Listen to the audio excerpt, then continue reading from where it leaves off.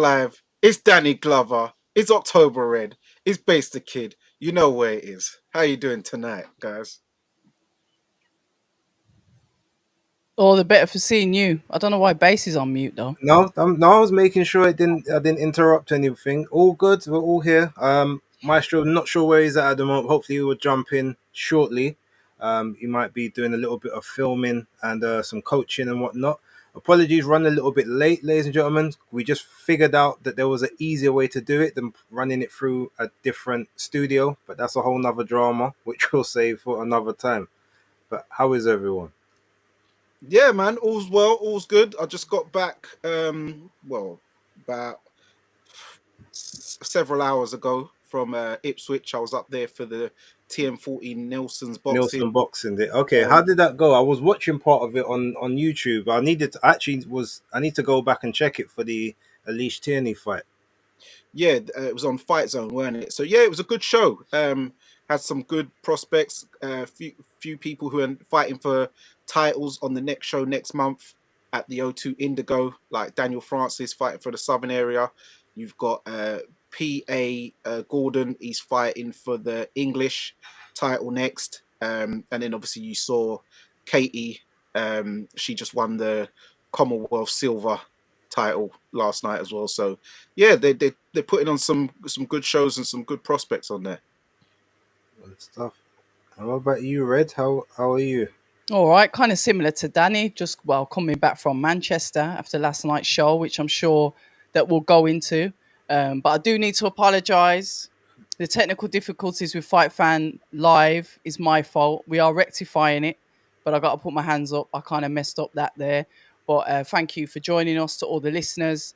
We are going to be putting out some direct content from Fight Fan. We're going to have a TikTok account, an Instagram account, Fight a Twitter account. Fight Talk, sorry. Fight Talk. That's why I messed it up. Thank you for the plug, though. Yeah, you know what? It is what it is. We plug each other in a nice way. Pause. No diddy. Fighty.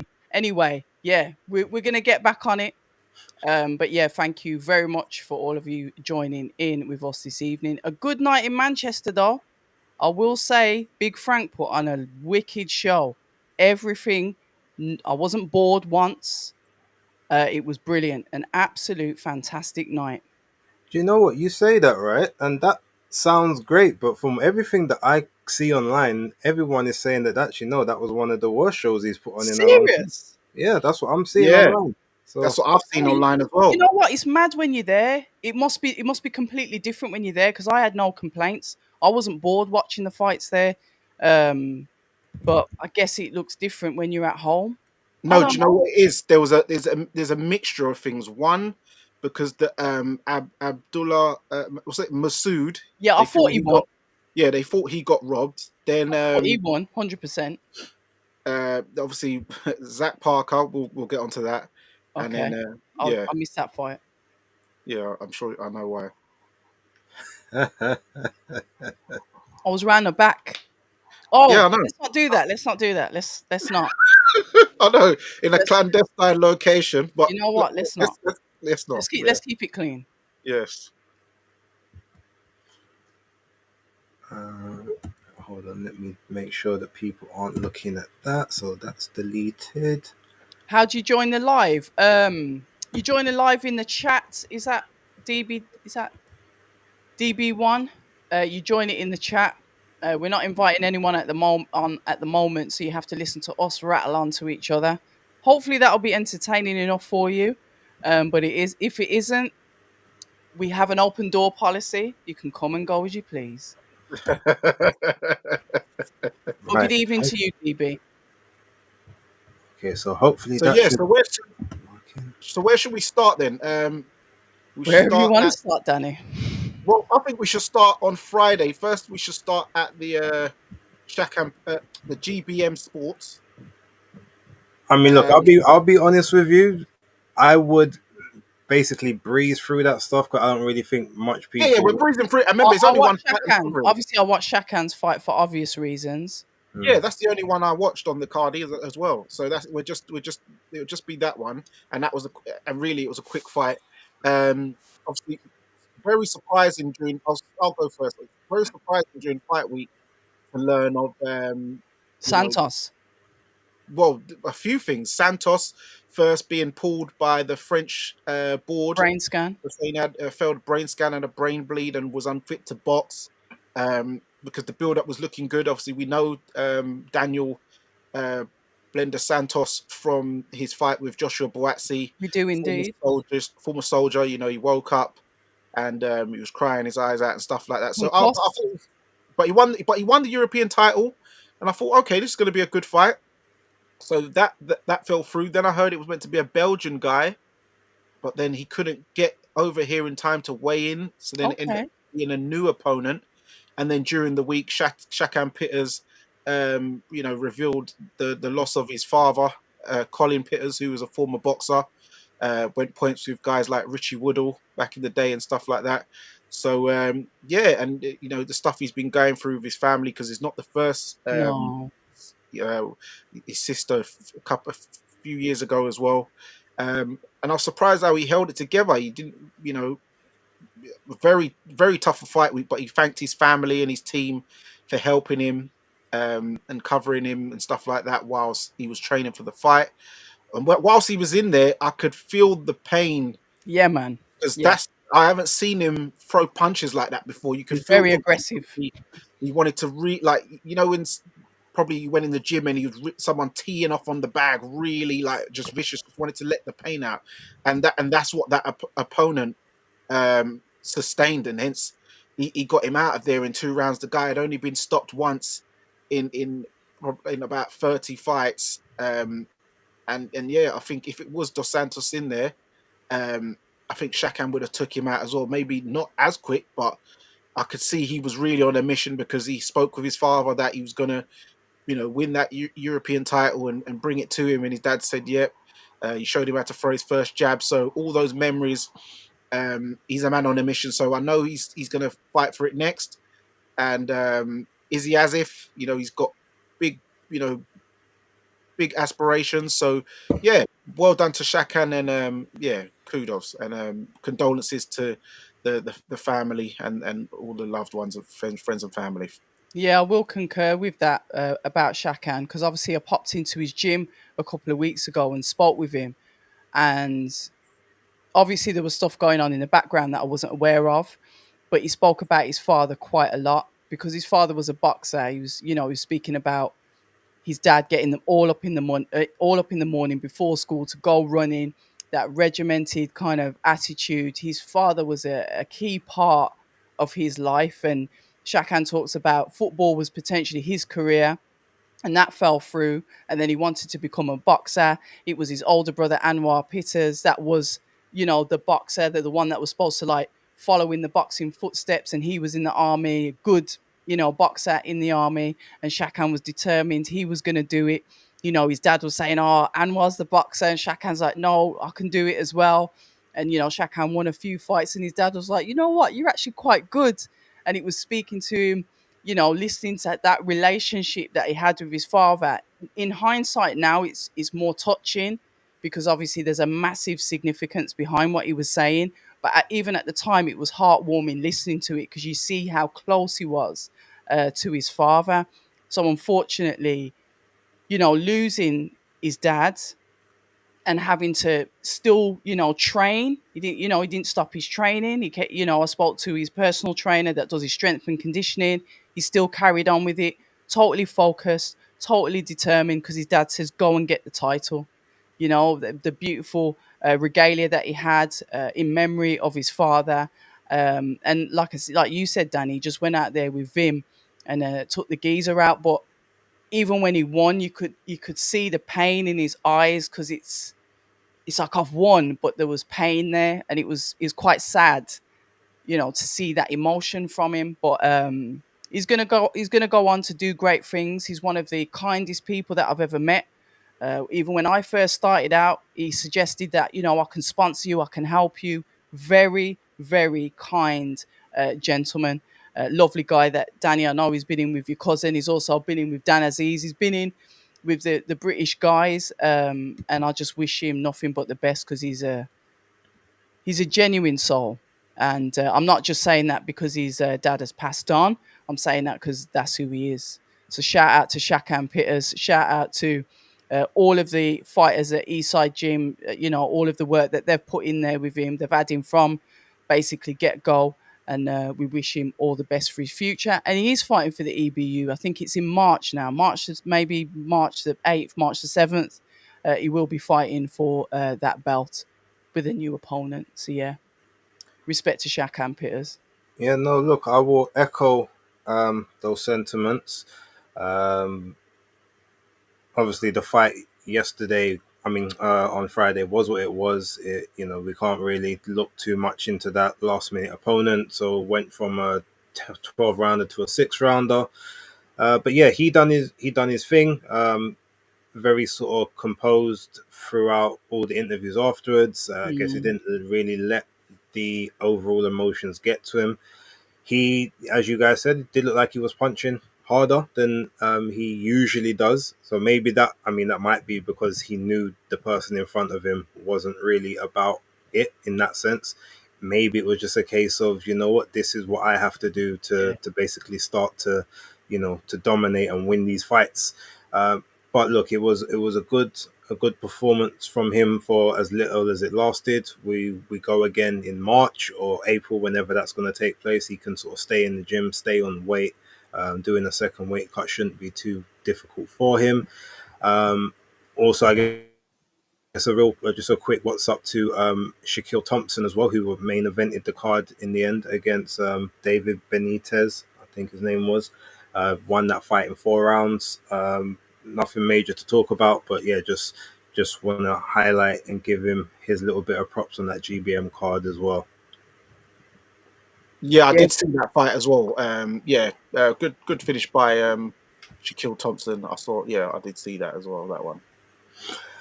Okay, go for it, Danny. Let's take it away to where you want to go next. Yeah, well, let's start with we'll go with the Manchester card.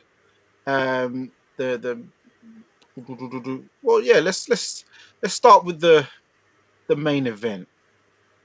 Okay. I think that's what the people want to hear about. Um, so yeah, Derek Chisora versus Otto Wallin from Sweden. Derek Chisora's 49th fight. Um, Seemed very emotional on his entrance. So yeah, Base, what did you think of the fight, and how close was it to your prediction? Because I know you do the basis picks. Oh no, the prediction was spot on. I said Derek Chisora unanimous decision.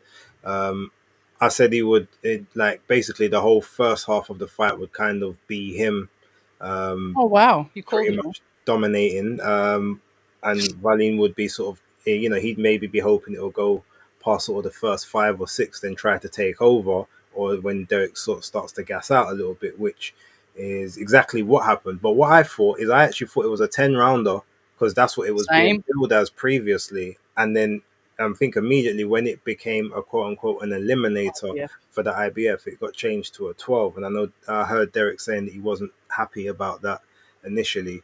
And the fact that he didn't want, I think he says, if you in these eliminators, then you got to wait around for stuff. But probably he said, okay, I'll do it just for the simple fact that, because he's technically with Frank, if it comes down to it, I'm sure he could get Dubois to take a little bit of a, quote unquote, a voluntary after the Parker fight, especially if the Bacoli fight doesn't take place till May. So Turkey has the abilities to make fights before that fight even happens. Therefore, the IBF can't call the mandatory. That's why it took so long for them to do that fight in the first place. Anyway, that aside, mm. talking about the fight itself, um, look, the fight was engaging, but unfortunately, to me, it was engaging for all the wrong reasons. Like from the round one, Derek Chisora, he looked horrible. He looked like he was in pain. Every step he was taking, it looked like he was having to like will himself just to move forward. Like the way he normally does the cross guard and the hunker down and the dip underneath, everything just looked slow and awkward and not like the Chisora I even saw in the Joyce fight, for instance. Like the Joyce fight, he looked a lot more fluid than that. Um, but he was winning. He was winning the rounds. He was obviously doing more than Wallin. Wallin just wasn't doing anything, especially early, tucking Mm. up, not even really trying to push the jab out and maybe try to deter Chisora. He's just trying to feint with it, trying to then moving back, getting pushed on the ropes. There was a lot of leaning, a lot of holding.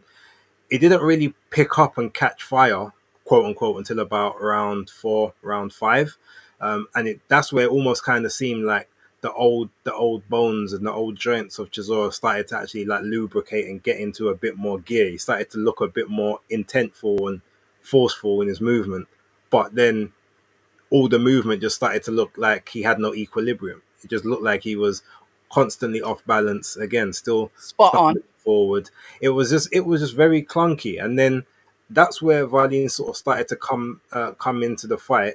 For me, I had him winning rounds 5 and 6. Then Chisora kind of came back in round 7, um, and I think then Valin maybe had a good. I think he had a good.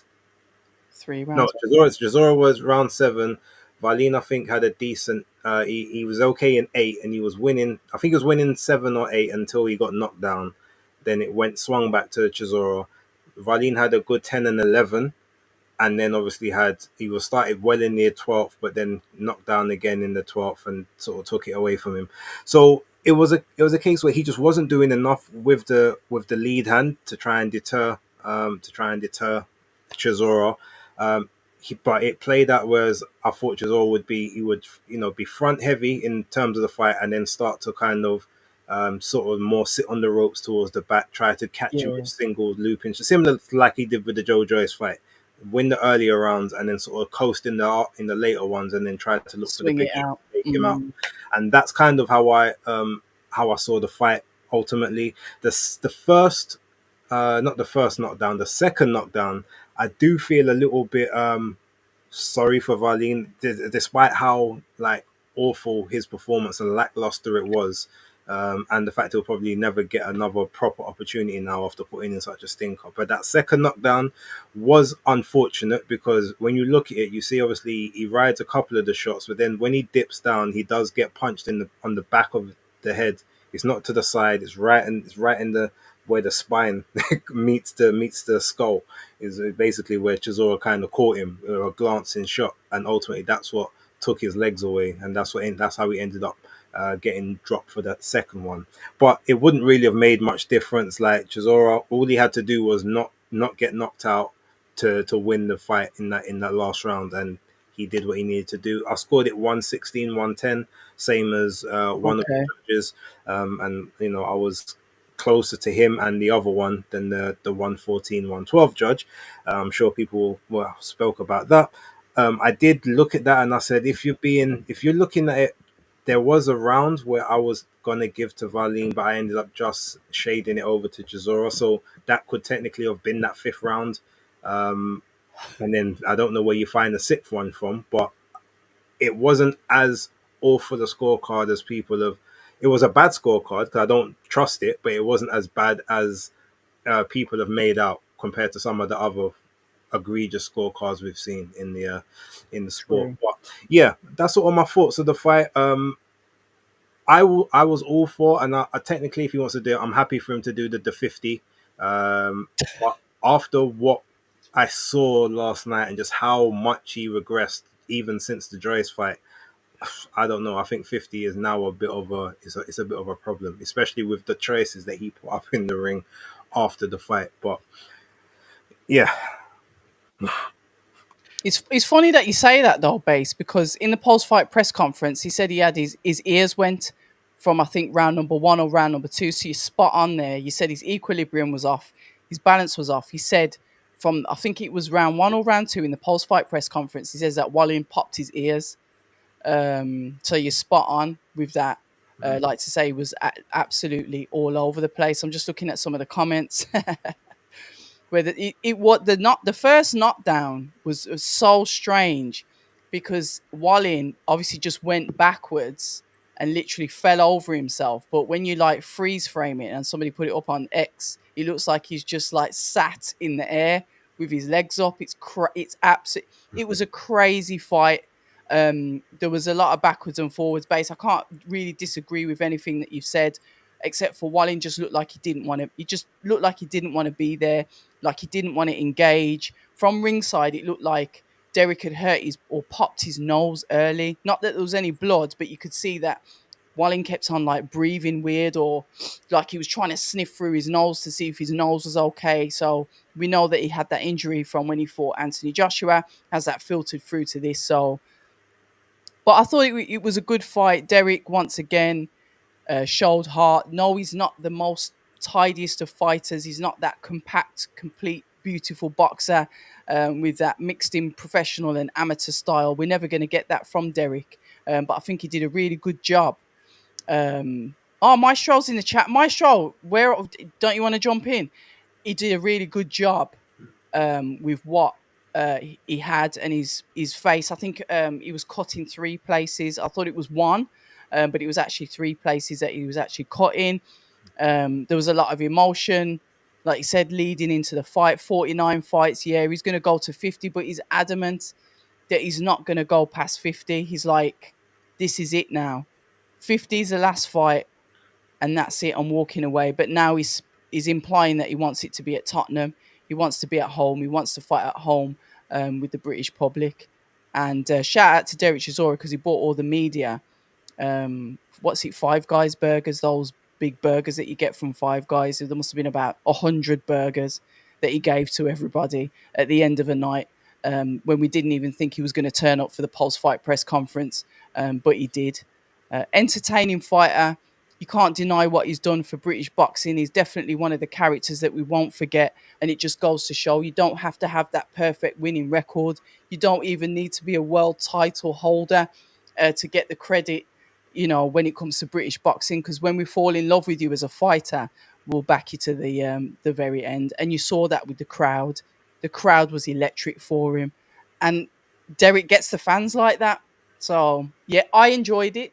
Yeah, was it tidy? Was it neat? Was it compact? Was it the best British boxing match that or world title eliminator match that I've watched? No. But was it entertaining? Yeah. I think, yeah, like I said, I when I say it wasn't it's kind of horrible to watch in that sense. It was one of those ones to me where even though it just wasn't a good fight, but it was Yeah. it was an engaging fight, and it was engaging just because we know that this is like almost the last part, so Yeah. you kind of put your You're right. investment in there just There's for an that emotional fact. connection. Yeah. Yeah, I agree. and I think that's basically what it traded off. Because had this not have been quote unquote the last dance in the UK, True. no one would be saying, "Oh, great performance by Chisora, he pulled it out of the bag." I think they'd be saying, "Oh, this was a shit fight. Like he can barely move. The other guy can't. The other guy's not throwing any punches. They're just falling into each other. And then the only thing, if those 2 knockdowns didn't happen, I think the fight gets looked at a lot differently, personally. You, you know what? You know what's mad though, Base? Because I think maybe if I was watching it at home, I might have said more or less or similar to what you have said. But there's something about watching the fights live. And I say this for somebody that's been sat doing watch-alongs and then all of a sudden pop back up at the fights. When you go there live, it's totally different because there's a whole vibe. It's like you're sitting there with the audience and everyone that's screaming and cheering, and that kind of changes your mindset. So where you like at home, you're looking at maybe the technicalities and you can hear the audience in the background. You're actually there with it, and it just intensifies absolutely everything. So I actually would encourage British fans, if they can, even if it's the cheap seats, whatever it is, right at the back, right at the top, try and go and watch the matches live. It's completely different from the TV. Not that I'm doing a sales pitch, but there's a honestly, there's a massive difference. And Miss Queensbury over there, like no, but this is Queen watch along. This is Queen watch along. Do you know what I mean? I'm always at home. I thought maybe you was doing an advertisement because I saw Ade in his stories talking about they need to bring out possibly a season ticket for boxing because he's saying with Frank Queensbury going over to the zone that it might become too expensive for people to choose between what week they want to go, like i.e. yesterday. You know what? That's not a bad idea. Imagine that though, if you could buy a DAZN season ticket, so then you can go to whatever. That means you're open to different platforms. You might even be in America with Golden Boy, and there's a fight on. Oh yeah, do you want it? We've got a season ticket. Let's. But that's not a. Listen, Yeah, Monte I'm not. I Carlo. don't work for DAZN, but that ain't a bad idea. Yeah, yeah. But yeah, but my thoughts on the fight, I thought that the fight was actually quite entertaining. And yes, the knockdowns did help, but also Chisora was bringing the fight, and it was many times where, well, quite a few times where he was volleying shots. Like there was a point where there was about 23 unanswered hooks. Bro, A lot of it started to the body, and then he just started wailing to the head. Where you can see the waiting. referee is looking in a bit because it's like, whoa, it's taking a lot of hits there. Yeah. So Chisora was bringing it. Yeah, at the first couple of rounds, mechanically, I don't know if he needed to. They needed to do proper like stretches in the back, old school PE, like swing your arms in a circle, forwards Windmilling, and backwards. windmilling. Yeah, forwards and backwards, and then hands out, and then do that in circles because his shoulders was not moving. His shoulders were stiff as I don't know. They were stiff, boy. Because I could see when he's trying to throw them hooks at first in the first couple of rounds, he looked clumsy. His shoulders weren't hooking properly. He was off balance. Obviously, his Yeah. balance has been a bit off anyway for the last couple of years. You can see him when he's walking. He's walking old, but he's taken a lot of shots. He's 41 years old now. Yeah. He turned pro at 23 years old. Because I remember when he was even in the amateurs, and he was boxing technically on like my undercards in the amateurs. So he's been fighting a very long time. And as a heavyweight, I remember he knocked out my friend Marvin in the national novices. So yeah, man, Chisora, big up Chisora. I remember I even done, because might as well talk about a little history with Chisora since it is coming to the closing of his career. Yeah. I remember I've done doors with Chisora, like What? working as a bouncer. Yeah, him, and I've done bouncing with Dillian White as well on doors. So yeah, and then to see them both go on and make such a success of their careers, it's just great to see and a testament. Do you know what I mean? It's not about where you start; it's about where you finish. And yeah, man, Chisora, he brought the fight. Otto Wallin, he was threatening with the jab. When Chisora would go back to the corner, he was threatening in there, touch, touch, touch. And then he wouldn't let his hand go. Like it's like, why are you petting for? I think maybe he might be a bit gun shy because he's got stopped by Anthony Joshua. I know he's never been on the floor before, Wallin, until last night, and he ended up there twice. But it seems like maybe he's a bit gun shy now because he got stopped, and he maybe don't like. And from what I've heard, some people have said that surprisingly, Chisora's the hardest puncher they've been in with. A few boxers, even though, quite a few boxers have said that, and they're talking about they've been hit by the likes of AJ and Dillian White and stuff, and they're saying Chisora's punched them the hardest.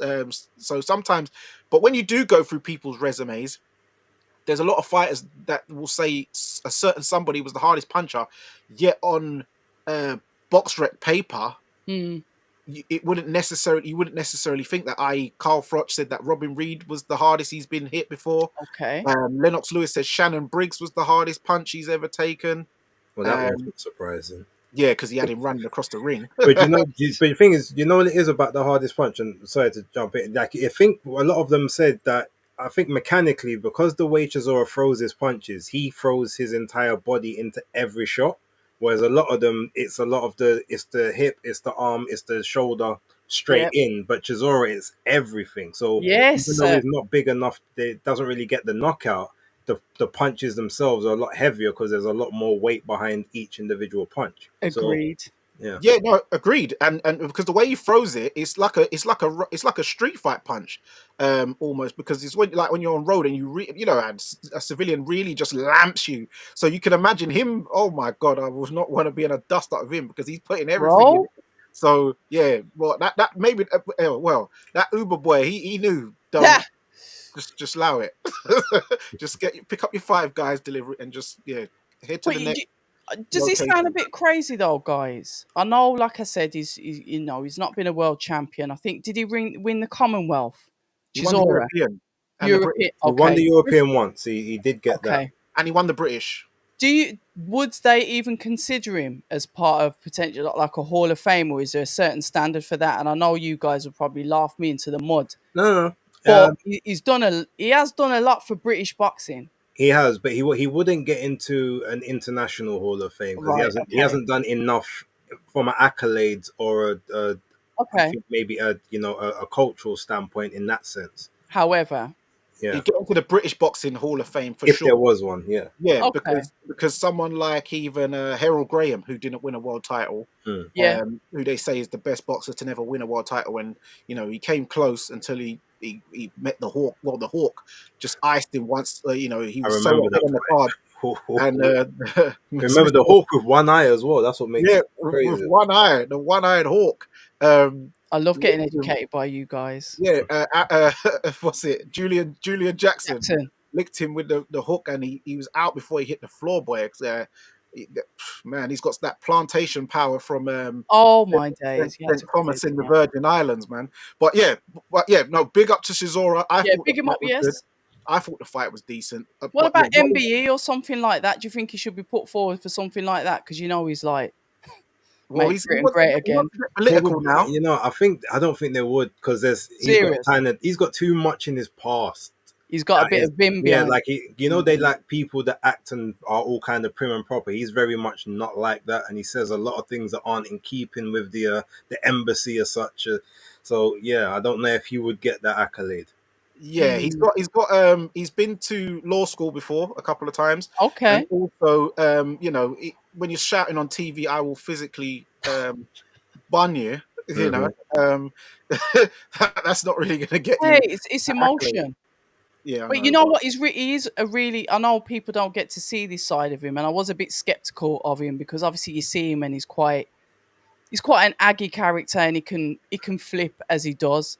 But literally, like sitting down speaking with him, he's somebody that's like pulled me to one side and given me like business advice, like offered like to help and like push me in a like certain direction for my brand. So I guess that's kind of the side that the public doesn't see of Derek. We just kind of see this wild side, but underneath all of that is somebody that genuinely like wants to help, and I can say the same for Dillian White, but I'm sure we're going to get on to Well, discuss him do you later. know what? I think technically people are seeing that side of Derek now because he's Okay. been in his last few, especially in the last couple of fights, he's been talking specifically about people should be sharing the wealth or sharing the All knowledge right then. or not, Yeah, well there you trying to go. hog everything for themselves. And you can hear him in the interviews. He drops these little nuggets in between the Facts. obsceneries and Yeah, stuff. So I facts. think like Facts. if you're searching for it, you find everything that you've just spoken about. yeah, Yeah. even a few years ago when he was telling a big news outlet, media outlet, you share the pie, Said the stop hogging name, the man. pie. Oh, I remember IFL. that. Stop hog Shout out up to Coogan everything. from IFL. He said, "Stop being so greedy and start sharing out the pie." I remember Sharing that. out the pie, and Yeah, I yeah, remember Derek, that. I mean, Derek, he's given me some advice, and he's a cool guy, man. Obviously, he has his good days and his bad days, but don't we all? I hope he Um, gets some accolades for the stuff that he has done for British boxing. Whether yeah, you agree with him, whether you like him, I understand that there's plenty of people that don't. However, he has been a character for the sport. yeah, and big up my boy Leon Williams, who was part of his training team as well, helping him with his strength and Was he? conditioning. Yeah, yeah, As yeah, yeah. in, as in Vidal Riley's Leon Williams? No, Was no, it? no, no. Oh, Leon Solid Williams, former British cruiserweight champion. oh, and he had Ross Amber on that cut as well, and he was spot on with that cut because I was extremely worried about it. The one that was bleeding profusely to start, but he Yes. had Ross Amber in the cut. He looked solid cutsman. Yeah, good cutsman, and also what I would say about Joey Gamach, you could see him in the corner around the 11th round. Oh yeah, screaming. He was trying to G him up, but you could hear he'd given up. He was like, "Come on, man, just you can knock him out." Like he's trying to G him up. He's like, "This is what he's." But he's like, "I can't feel it because I know you'd give. I know he's given up." And it was sad to see. And then also the broadcast team, they need to stop with this. "Oh, I'm sorry for the language, mate. It's Oh, eleven is that thirty what you at did? You night. tweet that? Did you tweet something about Yes, that about the language? yes." I said, "Why are you saying it's 11:30 p.m. at night? It's way It's past boxing. watershed. Kids Boxing. should be in bed. Were you apologizing for language at 11:30 at night? Stop it, man. No, you know Stop what? The it." thing you say about Jericho Marsh, and I didn't hear it because I wasn't obviously I didn't have Obviously, the yeah, sound on. I I didn't hear it was either. yeah. But the thing is, if he was saying that, he should actually because in rounds 10 and 11, those were some of Wallin's best rounds in the fight. Like he actually looked like Derek was the one in the retreat in Yeah. survival mode almost. If he had stepped on the gas, tried to throw that jab out a bit more, he could have probably done something in those rounds. So maybe when you're saying, look, like, go for it, you can knock him out. He's like, well, you ain't gonna win on points, but this is your opportunity.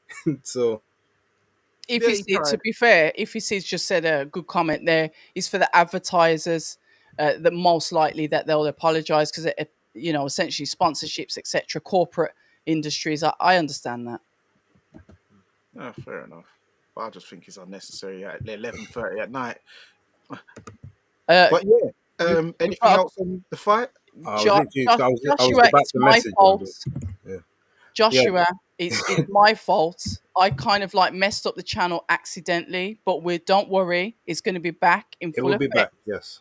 next weekend. So, guys, Fight Talk Live will be relaunching, and it's all my fault because I messed it up next But week. So you just keep will. an eye out for it, and then resubscribe. That's what you got to do. But Joshua, it's my fault. 2025 is a year of accountability. Oh, I love to see it. It's finally after took you how long? What 40 plus years, but now we're being accountable. Bro, let's not do this because Danny's already got the pages list to rinse me this evening. I don't know how much more I can take tonight. I'm a Oh, strong girl, but I don't know. Danny must get the most hate for that Yankee axe. I told you to stop doing it. You I don't can't listen. help it. I can't help it. Shout out to Tony. Good to see you, my guy. Do you know why I do it to them? Because they butcher the Jamaican accent so much. So I got to do something for them. Yeah, but Danny, two wrongs don't make a right. You know this. Danny A don't left no make care. a right. You know what I'm saying? Yeah, well, it made a right in me, but you Oh know, no, did he? No, did he? Oh, no, my surname. it's Yeah, but okay, you Danny. can't be We're telling these open. We're people that, open. man. It's 2025. Mm. We're okay with these things. Well, are we after what we saw with Jack Rafferty after the fight? I mean, Right. Well, I don't know if we was ready no, for all of that.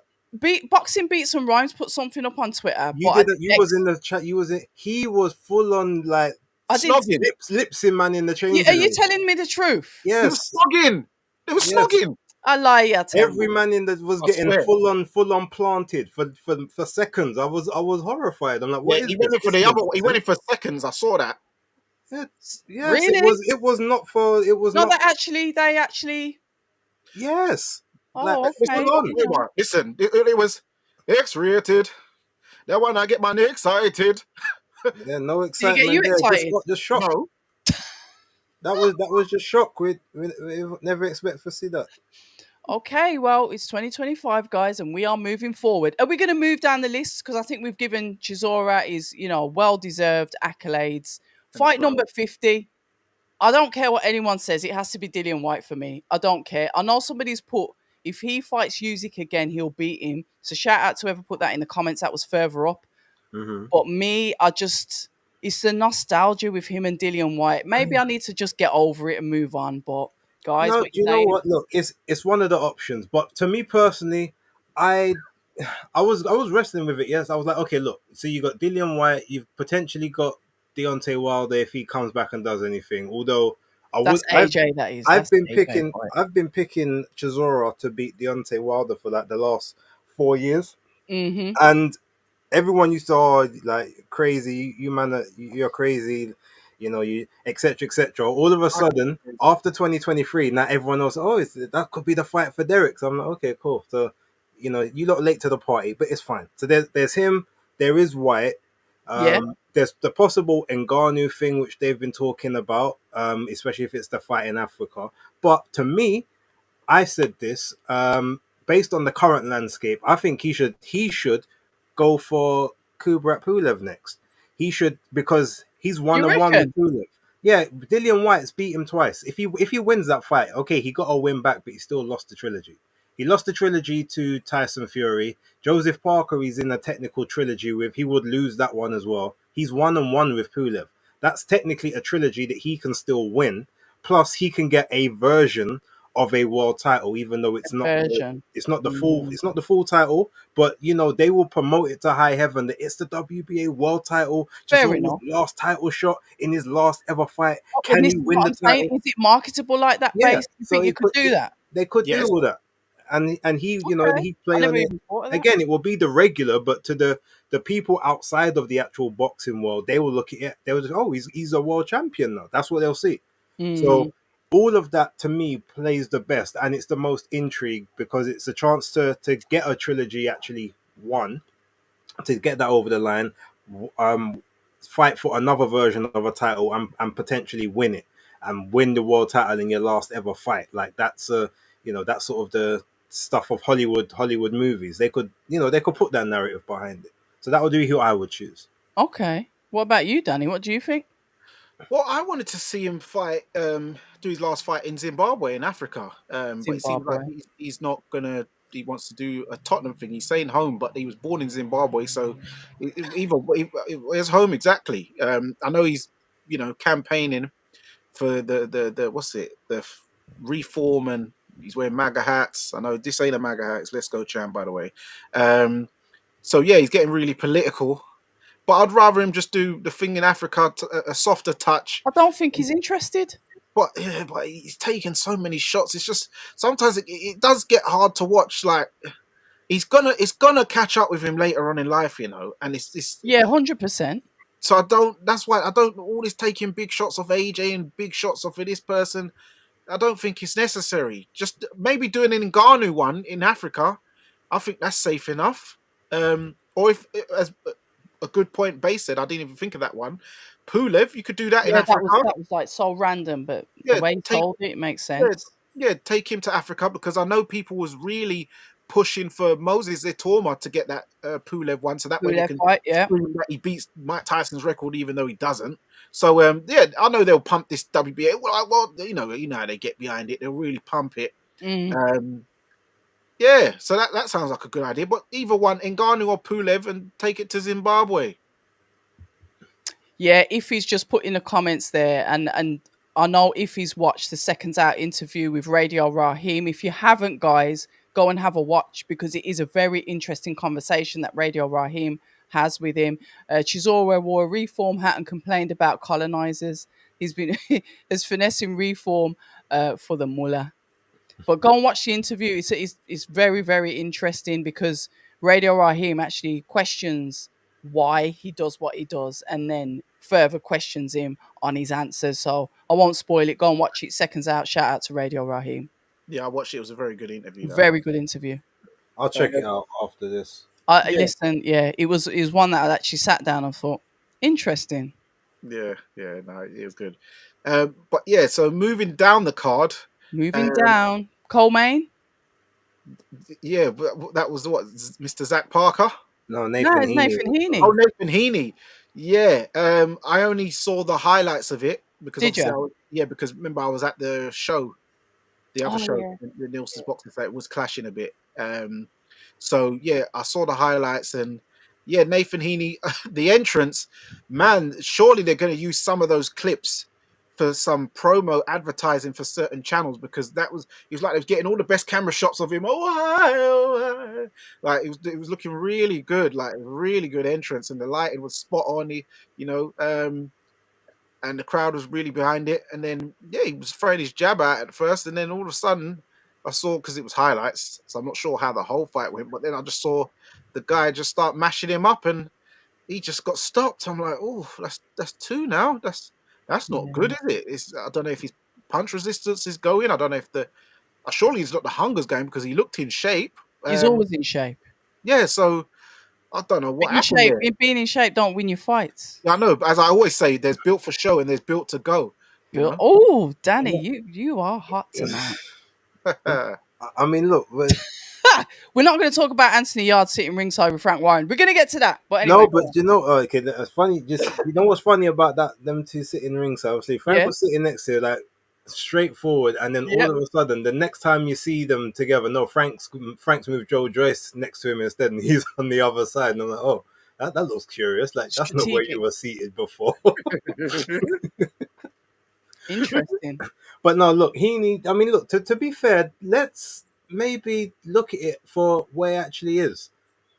Go And on. this is no disrespect and everything. Like cracking guy, interviewed him before. Like he's a really good guy. Hmm. He's obviously as an older guy now, but maybe the Denzel Bentley thing was a flattery to deceive. Like maybe that was literally the best it got. Because if you remember, before that, he was saying like, "Look, I would be happy if I won a British title." Yeah. Like he never really had designs on even getting past that level. That's how it came across. As soon as he won that fight, that's when he started talking about I want to try and get So for the European, and I think like I belong at this level, etc. But maybe that was just the outlier in a career that is basically domestic level, fringe British level slash British, and sort of that's where he's at, and that's the level. And now being 35, still making middleweight, who knows what that actually takes out of him because he's a guy that's always in shape, so it's not like he's got a lot of fat to have to cut. true. So maybe just that's one thing taking its toll. He's never been a big puncher, Mm. so he hasn't really got that in the locker whereby, okay, if something's going wrong, I can turn it around, which means I've always got to be perfect for 12 rounds to get the victory. And maybe it's just a case of right now people are just a lot willing to gamble a lot more, especially after the Brad Paul's the first fight and the rematch. Um, Maybe this is the time where you just say, all right, you know what? I achieved what I wanted to achieve in the game. I've had some good paydays in the last couple. Obviously where I'm from, house prices ain't that expensive. I can flip this money into something else. I can put it into construction. Maybe we don't. He doesn't need to That's get a back in the ring. typical Londoner answer. That is, the house prices. No, but then Oh, That was a London thing, Northerners, there. That was a London you thing. live in cheap houses. You don't pay I'm, expensive. I never I never said cheap. I said they're cheaper than that. So they put it this way. Everywhere's cheaper than London. Exactly, but them paychecks, them last couple that he got, there would at least have been a couple 100,000, yeah, in Mm. the last two at least, right? Okay. Yeah, You would say that Stoke-on-Trent is absolute cheap. minimum is about 150k. You I can heard you that can get. Frank's giving out big checks. Well, there you Yeah, go. So, but we're talking as a bare minimum that you can't tell me you can't put down two deposit on two house and flip that and make a big. True. You know what I'm saying? So that's where my yeah, thing is. He looks like the kind of guy that he doesn't look like a flashy guy. He looks like the kind of guy who knows how to make his money last. So I would Yeah. assume he's put something into investments or he's doing something. Maybe boxing now. Maybe you have one last one for the for like the final bag. If you win that, okay, great. If you lose that, all right, your time's done or whatever. But yeah, it just looks like maybe he's just not at the level that he was 2 years ago, and that's fine. He's Yeah. 35. He's turning 36. Like maybe he doesn't do it anymore. But I'll be interested to see what happens. And it just goes to show that sometimes it's just on the night. Denzel Bentley was going through a lot of, and I keep going back to this fight, but we know what Denzel Bentley's capable of. We know who he is, what type of fighter he is. And he was going through a lot at the time of that fight. And he just didn't want to pull out because he's not the guy that's going to pull out of a fight. But then the consequence of that is, like you said, the rise and then the fall of Nathan Heaney, because it's like, do you then think you're a lot better than you are because of the fight that you win, and then it almost sets you up for a downfall. But yeah, Christopher Anthony, are these are snobby Londoners in the comments? The snobby Southerners. I need the Northerners. Where are the Northerners? Where are the Midlanders and the Northerners? I need you to shout up, please. wait, it's Shout up in the 150k chat. 150k in Stoke-on-Trent. 150k In is not buying you Stoke-on-Trent. nothing. In Stoke-on-Trent. I don't know how far is that from Birmingham. That's I Oh, know that's fine. 150k that's near ain't Sunderland. buying you nothing nice in Brum. I'll It's tell near you that. Sunderland. Yeah, it's near Sunderland. That's getting you something. That's getting you a Yeah, property. no, but 100. Come on, Red. 150k, like Yeah. for a deposit wise, that's you're talking at least a 3 bed house. Oh, 150. deposit, yeah. Yeah, but they never said buy it outright. I was about I to said say put deposit on it 150k is and then flip it. No, you, getting you a What? flat in a dungeon. Well, no, not in Birmingham. no, you in Stoke-on-Trent you can get a 2-bed house full price for about 200. Definitely. Yeah, you see. So we're not being, we're not disrespecting the ends. We're just saying for You that know what? money, It's all right. I make get it it, stretch. Southerners. I get it. You're the capital. You've got separate entities within the city. I get it. I get the elitism. I get it. We're not elite. We're struggling down here. Oh, You yeah, guys you're have got it struggling. good. Yeah, yeah. You get London waiting, don't you? What London waiting don't do nothing. Exactly. That's Yeah, peanuts. at least you get it. That's Look, take, peanuts. take that London waiting off and give me Birmingham prices. I'll be happy. Listen, yeah, I don't know where Nathan Heaney goes next. I felt a bit bad for him. I mean, I saw the opponent's girlfriend literally run towards the ring when obviously he got the W, and the tears were streaming down her face. The happiness. Obviously, check's going to be in the bank. Opportunities are probably going to come for this, but the emotion that his girlfriend, the opponent's girlfriend, expressed through his win, that was nice to see because that's a different side.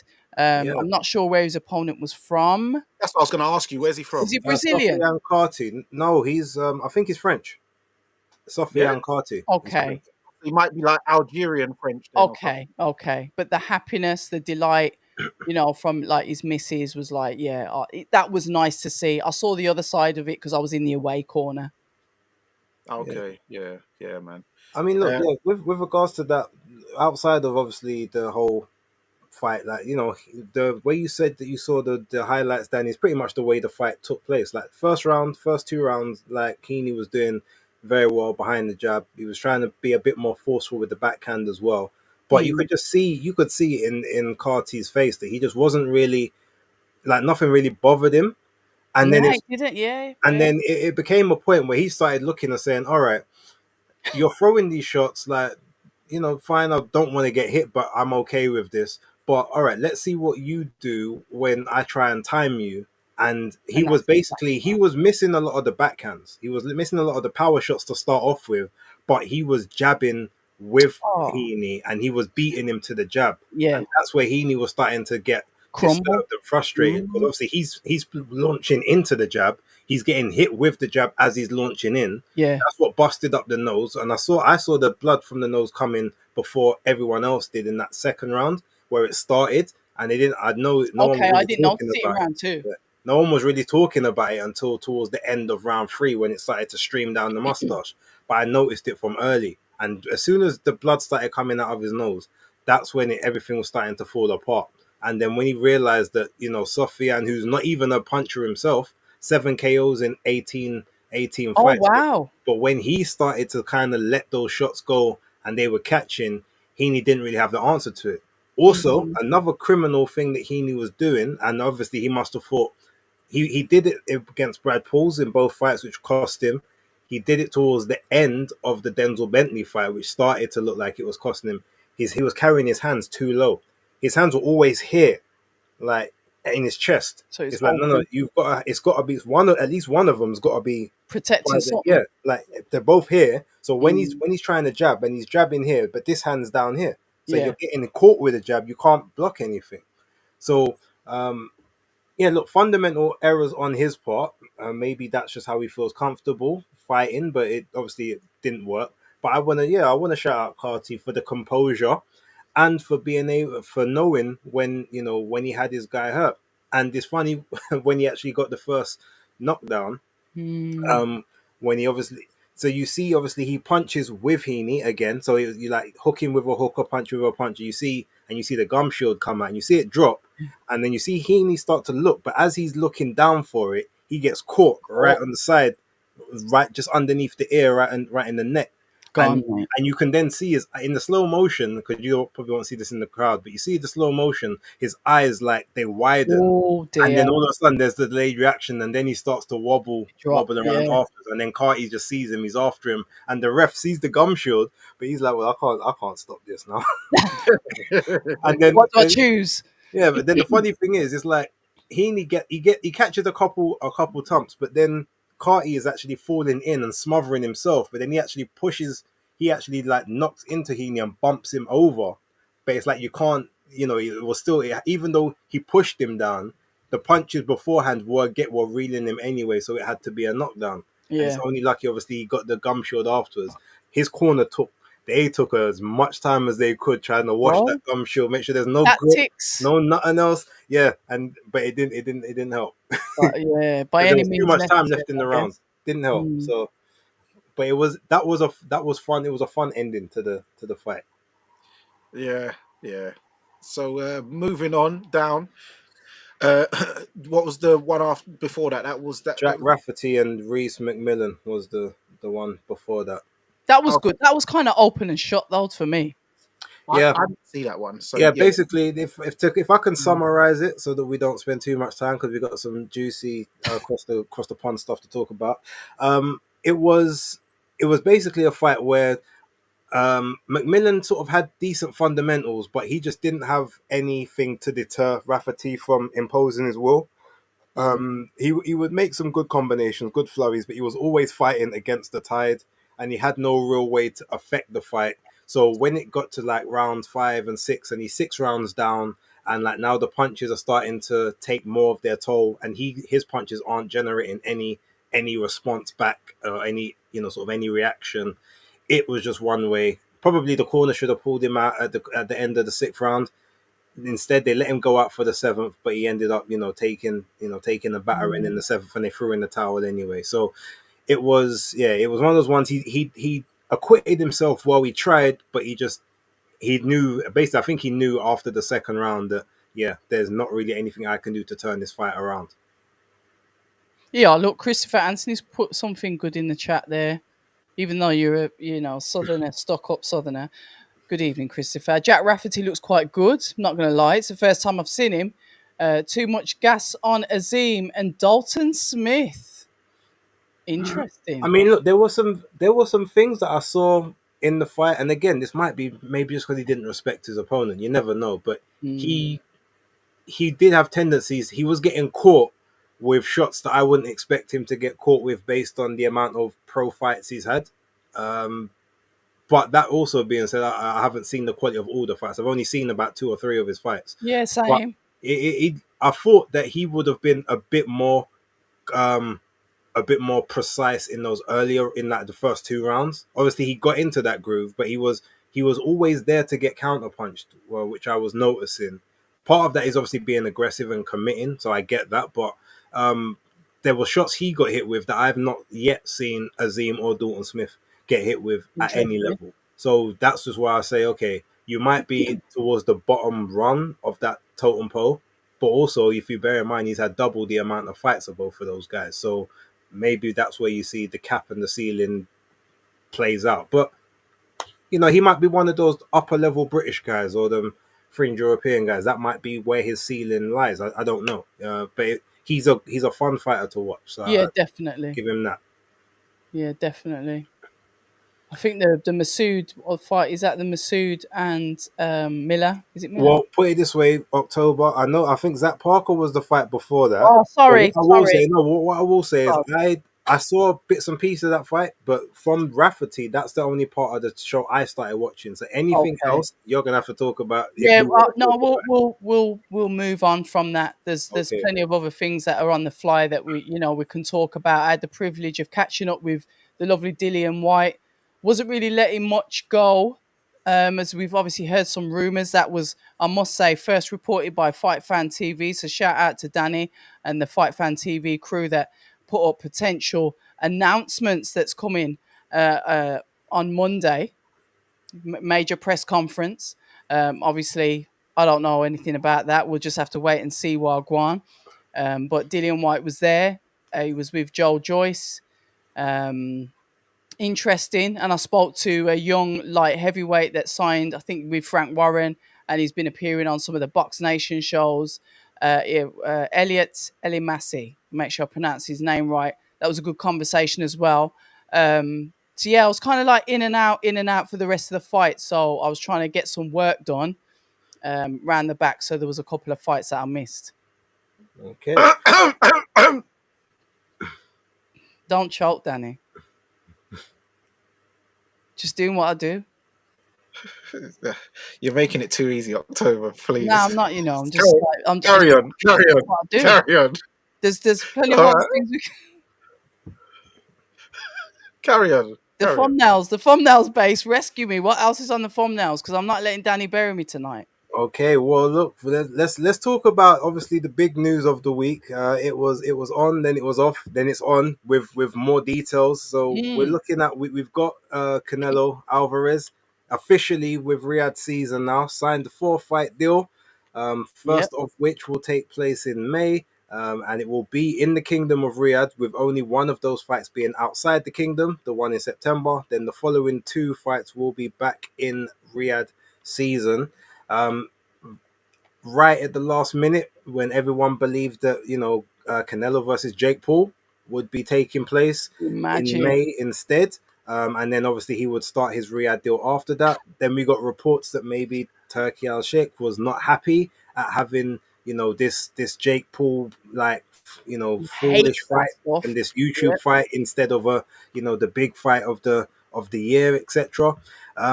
And yeah, ultimately, it looks as if Canelo played the blinder. He said, "Well, look, they're gonna pay me this over here. Like, what do you want to do for me? What can you give me?" But it's interesting. There was an interview where Turkey did say that he didn't match the offer that Jake Paul provided, or that Okay. Netflix provided for Canelo. But clearly, it looks as if maybe the overall package of the 4 fights was a lot Will more pleasing supersede it. Yeah. to Canelo as a whole. And I mean, look again. It was a bit of a master stroke. It looks as if Canelo gets what he wants, because he also, I think it was something along the lines of, Canelo said he wanted pay-per-view, but Jake Paul's like, well, no, I've got the Netflix thing. They don't do pay-per-view. They don't need pay-per-view. They're going to give you all your money up front. Um, and maybe that was a sticking point. There's a lot of he said, she said, back and forth at the minute. But yeah, it looks as if we're getting William Skull in May. What do you To know about him, Bay? Sorry to interrupt, but look, I don't know anything about him. So can I've you seen can a you couple of enlighten his me, fights. please? So basically, I don't know how he got the mandatory for the IBF initially, but Okay. obviously he was undefeated. Yeah. Um, he's a Cuban fighter, not a Okay. big puncher, but he's like, obviously he's got, what, this is gonna sound so disrespectful, but I hope that you understand where I'm coming from when I say this. He doesn't look that good. He kind of has Solomon Dacus vibes. Oh Like, dear God, why? no, no, no, no, but no, but let me like, he doesn't necessarily look anything special, but it's clear that whatever he does is effective enough to win Keep him in fights. there. To Yeah. keep him in there. So he hasn't been at the level where maybe what he does is not good Okay. enough yet, so to speak. But he's a counter puncher, he's a mover. Is he He a will. natural 168er? Yeah, he's a natural 168 guy. Okay. So he's, but he is the IBF champion. He's the one that Canelo dropped the belt. He won the vacant title Fair enough. against Vladimir. I think it was Vladimir Shishkin that he fought for the vacant title. So Yeah. now obviously he's got the belt. And Turkey's probably said, well, no, I would like you to fight him. Get a new. So we go back to undisputed, so Crawford can get opportunity to have an undisputed fight. Yeah. I mean, me personally, I maybe would have said you should tell Terence that he needs to fight him instead and bring a belt to the table. But you Okay. know, Yeah. Yeah. Yeah. but Terence isn't going to. Terence, he doesn't like he's going to fight again, which is a shame. It would have been nice for him to have a fight in the middle. I would have liked to have seen him fight Erislandy Lara Mm, at 160 and grab, to see if he can get that belt to, yeah. go up another weight class, get another belt, Yeah. then try go for the undisputed after that. To me, I thought that would have been the best course of action.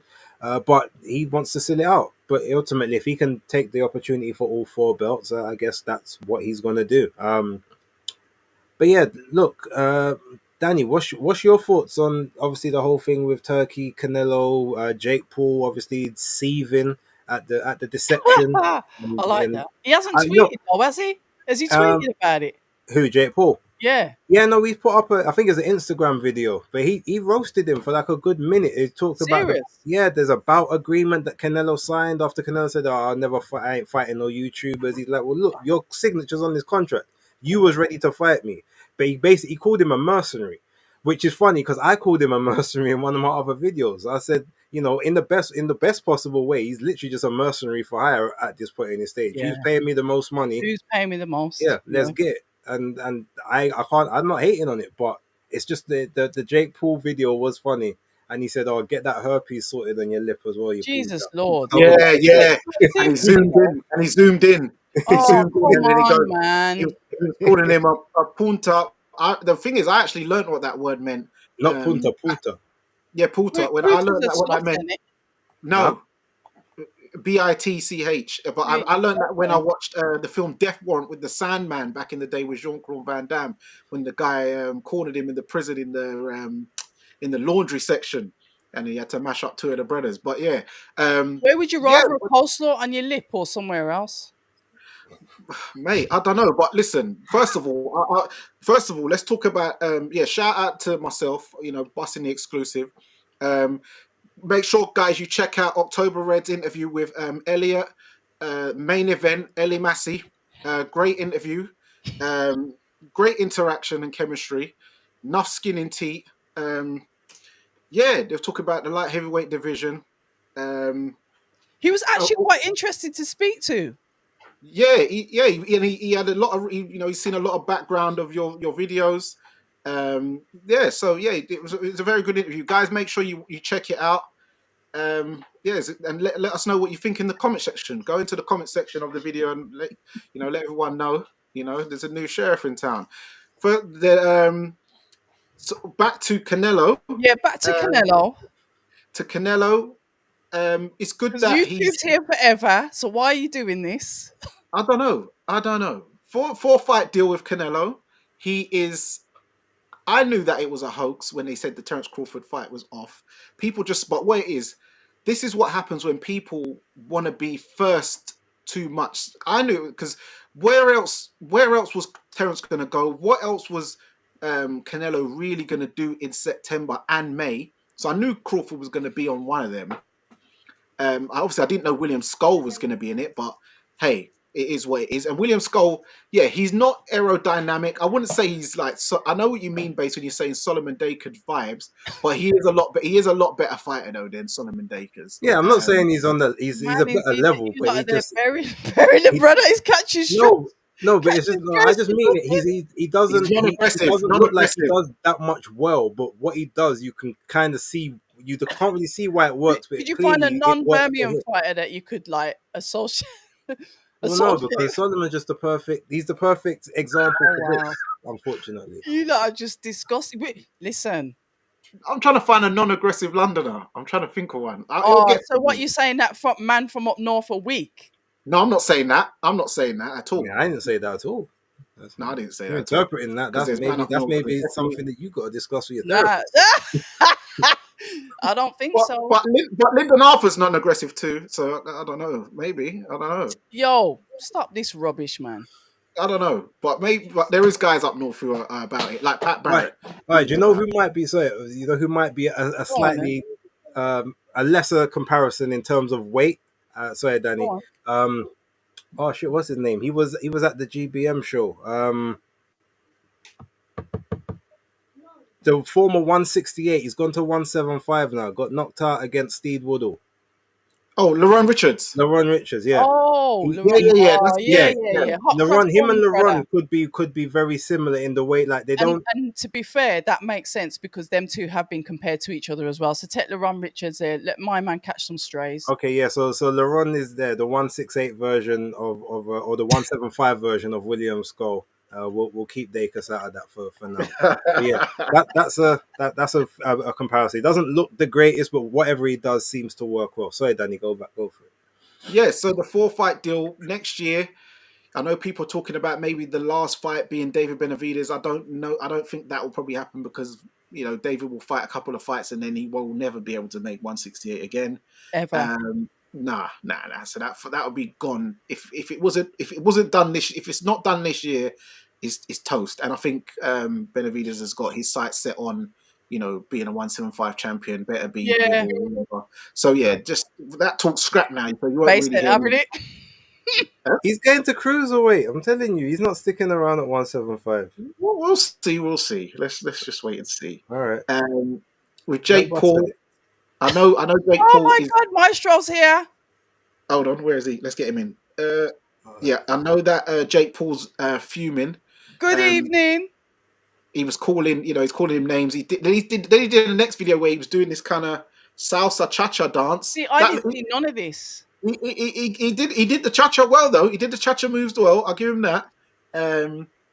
But hey, I did want to see Canelo ice him, but then on another part, you don't really want to give this guy too much shine with the theatrics. So I can see that Turkey's trying to, cut him out and like, yeah, let's keep Don't you think it's interesting how he eventually gets to everyone though? It's like if I see His Excellency standing next to Javante Davis, it's all over.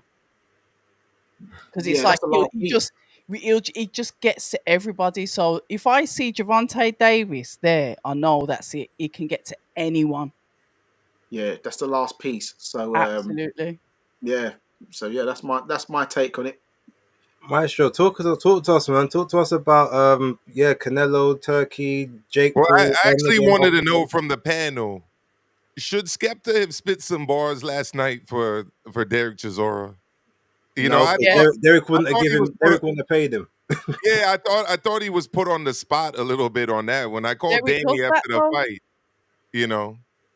it is maybe JME or Chip might have spit some bars for him. Oh yeah, Chip would have spit some bars. Chip would have definitely spit bars. And I saw him in the ring afterwards too. So I don't know why. It was a nice. Obviously, the problem is Derek's got a reputation for quote unquote not paying people when he's supposed to. Like, in terms of he makes the bets in it, and then you've had Sam Jordan said he ain't paid him for like the last 2 years or something. So maybe they're like, well, where's the money? I don't want a Five Guys burger. I want to, Yeah, ringside tickets aren't exactly, enough for Skepta. I was telling Danny last night, he probably charges about $100,000, just to show up. So, yeah, I thought it was a great night for Derek Chisora. I thought it was a great night for John Oliver. I mentioned that on my channel earlier, and all of the amateur coaches that go unheralded and don't always get the respect, to give him that moment in the ring. You could tell it meant a lot to him, and it must mean a lot to his family, his grandkids, and also for all of the people that grind away in the ABCs, introducing the kids to the sweet science. They don't go, they don't get their credit a lot of the time. So it's very nice to see Derek Chisora do that. Now, as for the Jake Paul situation, that's what you're asking about, right?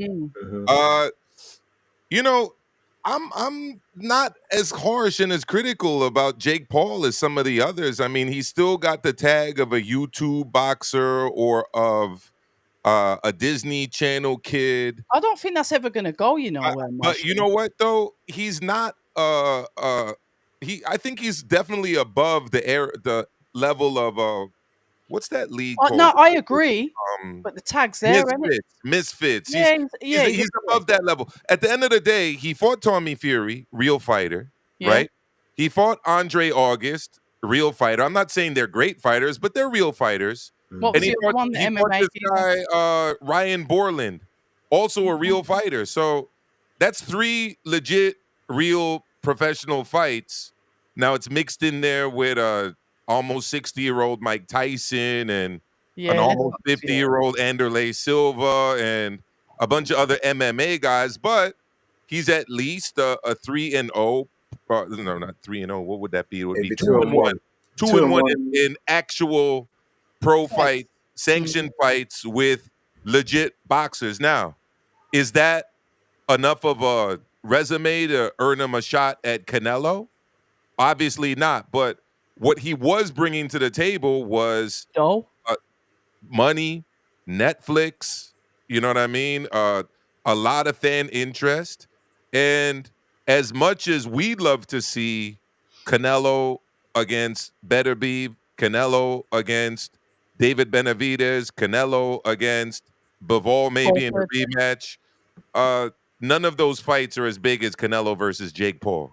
Numbers wise, market value, and this is what I'm saying. Market value, yeah. That's just what it is. But I think Turkey made a great point. Turkey Al Sheikh, that is. This fight will always be there for Canelo. This fight isn't going away. It may not be as lucrative if he takes a few more losses, but it's not going away. So there's no reason to do it now. And what they've done to position him against William Skull, the undefeated Cuban IBF super middleweight champion of the world. I know Danny's going to have his views on him and him being a Cuban fighter, and all of the, We've covered this. the Yeah. stereotypes of Cubans that Danny seems to like Oh, to what about resort to. quitters? It's very unfortunate for somebody of Caribbean origin like Danny to be saying so many Are you saying that he's got unfortunately a crabs in a negative barrel statements mentality? about his brethrens from the Caribbean, from the Caribbean. But it is what it is. Danny has issues with Cuban fighters. No, bro. One of my favorite fighters was Guillermo Rigondeaux. Okay, very good. Rigondeaux. I like that. I like that. He paints everyone with the Robesi Ramirez brush. Although and Rigondeaux. what happened to Robesi Ramirez happened to our boy Daniel Dubois, the Deptford daddy, right? The eye socket went and he made a wise decision, right? I'll never begrudge somebody for making that wise decision. And Cuba has the highest educational standards in the entire region, so they're smart from that island. So education and intelligence is not the same thing. Can't begrudge. It's the jewel of El Caribe. It's the jewel. It's got the greatest universities, the best doctors, obviously the best leaders. That's not even in question. So, and it also has the best fighters from the region too. So, bringing it back to William Skull, you rolled your eyes there. Do you have a problem with Stevenson and Savon and some of the legends there, Danny? No, you said the best leaders. I don't know about that. We're not going to do leaders. We can do leaders. We can do Fidel. We're not doing leaders. No other island. We're not doing leaders. We can do Nanny of the Maroons. We can do Sam Shaw. We could talk about Jose Marti. We could talk about Maurice Bishop. You want to get in the history of the region? I'm here to do it. But at the end of the day, you got to let's just ease back over to boxing. They had Maroons in Cuba too. They're called Cimarrones in Spanish. But they didn't have Nanny of the Maroons though. Okay, well we'll see. We'll see about that. But that's another topic for another discussion. The fact is, Canelo's fighting William Skull. Yep. And they can market this as Canelo going for undisputed to allow Crawford to go for 3-division undisputed. So it's actually a beautiful chess move right there by Turki El Sheikh. Great chess move, and it sets up a really big fight with Crawford for all the belts minus the IBO title, which is held by yet another Cuban in the division. Great fighter. Yeah, Iglesias. Oh yeah. Iglesias, the IBO 168 champion of the world right there. Fighting out of Germany, funny enough. So interesting. It is what it is. It's for 4 of the 5 belts plus the Ring Magazine belt. Yeah. Right. We are in the 5-belt era after all. And Canelo's doing his thing. William Skull's doing his thing. I gotta give them all credits. Minus the IBO title, of course. You guys laugh and roll your eyes, but Loma held it. Triple G held it. Dimitri Bivol, he did hold it. Better be held it. And the greatest of all time, Lennox Lewis, proud holder of the IBO title.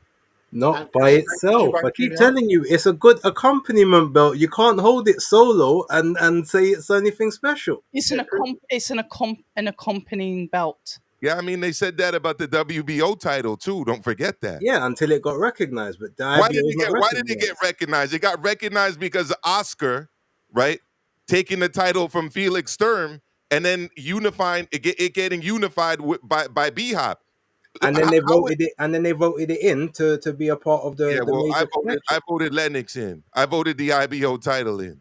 Okay, so Lyndon Arthur's a former world champion for you. Yeah, he is because Lennox was. And Prince Patel is a former is a current world champion.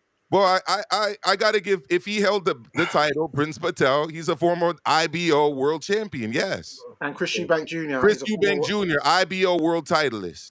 But IBO world titleist, but not a world titleist. So you put the IBO in front of it first. So it's this accompanying Let me ask thing you again. this: was Herbie Hyde a world champion? Was Chris Eubank Sr. a world champion? Talk to me. Yeah, There you go. So but that's a little bit different. But why okay, is it? But the WBO wasn't recognized then, right?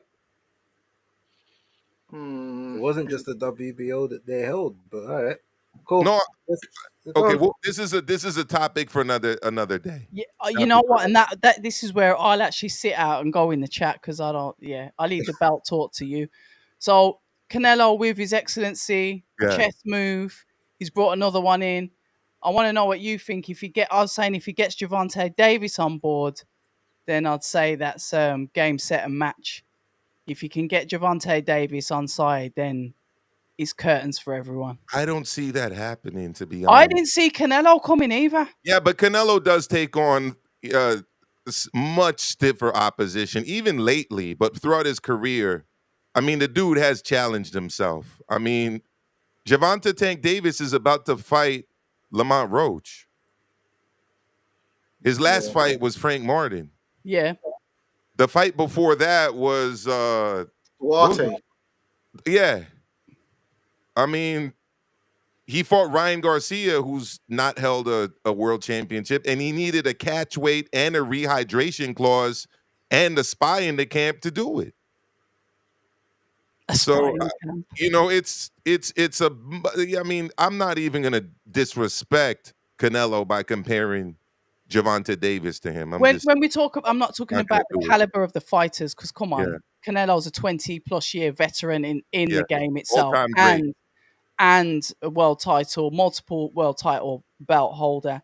But I'm talking about the rigidness that sometimes we have with the American fighters that don't want to, and quite rightly so, they have their reasons, do not want to join up and sign up with His Excellency to come over to that side to have fights under his sort of like promotional or paid umbrella. So that's what I'm looking at it like. Not necessarily the caliber, but you can't deny that Gervonta Davis has got a massive name in boxing. Absolutely. He's a name, he's a brand within itself. And he showed resistance just like Canelo did. Yeah. You know, somebody pointed out that he asked for the 2 cars just to have a conversation. So I remember that. you know, and somebody else pointed out that cars are depreciating assets, which is another good point.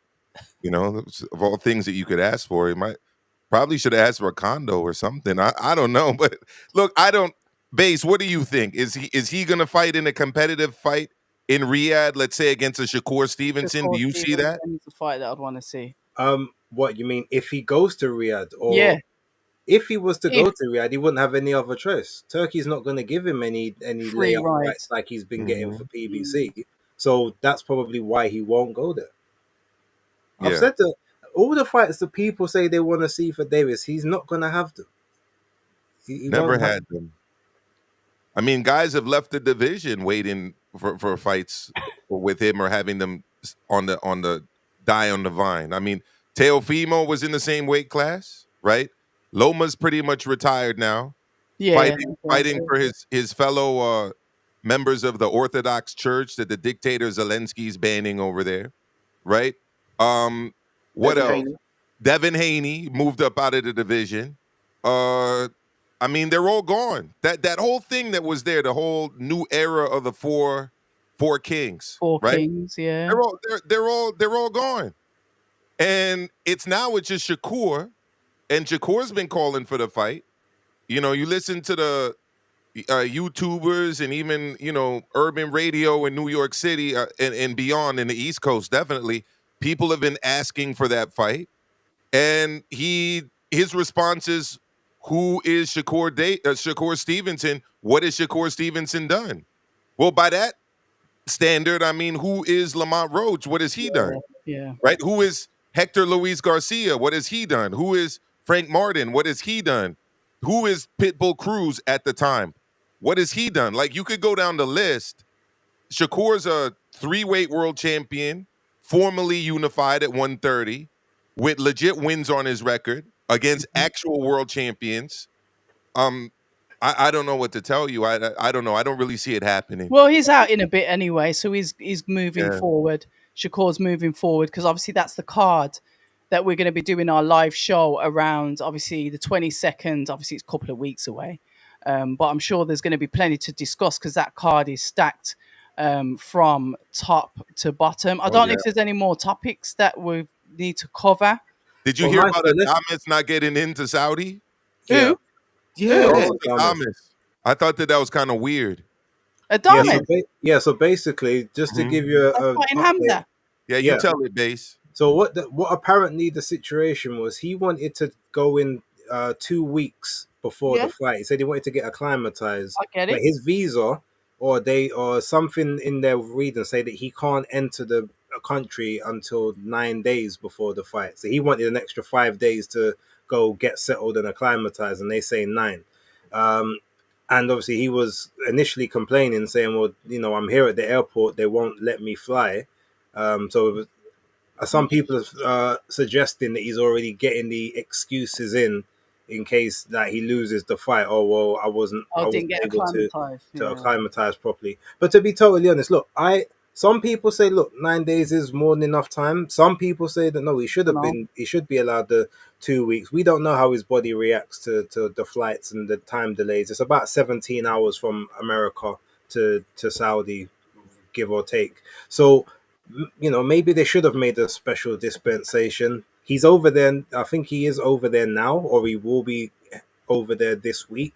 But I think obviously he wanted to go when he wanted to go. So here's the thing. I mean, if he's willing to pay for whatever the difference is between how many days they were willing for him to be in a hotel and whatever the amount of time is that he wants to be out there, I mean, why deny him entry to the country? That doesn't really make sense. Like, let him, if he's willing to pay his accommodation and cover his food expenses and just wants extra time to feel comfortable, the visa. He's the world champ.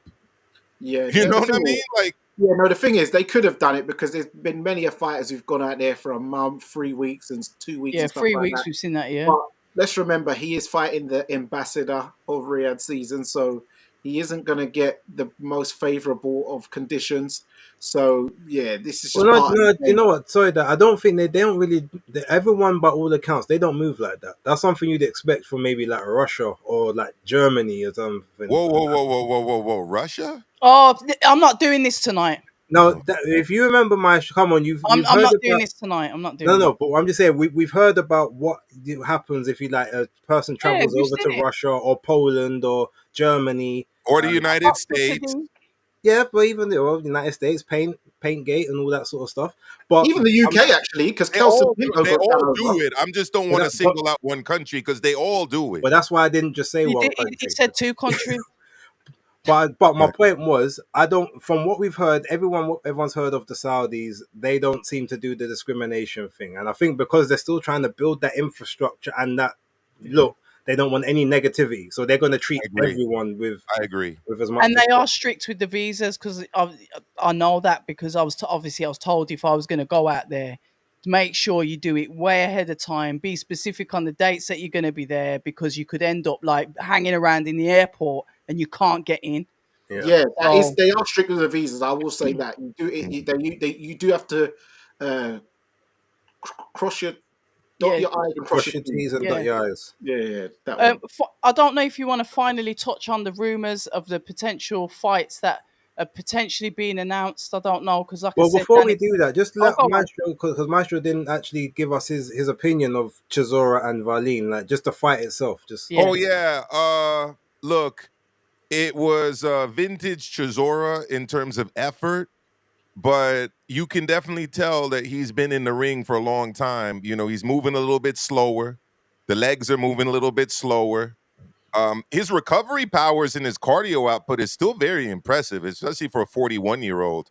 I forget what round was it. Guys, remind me. Was it the 7th round where he had Wallin against the ropes and was just going? Yeah. It was. Mm-hmm.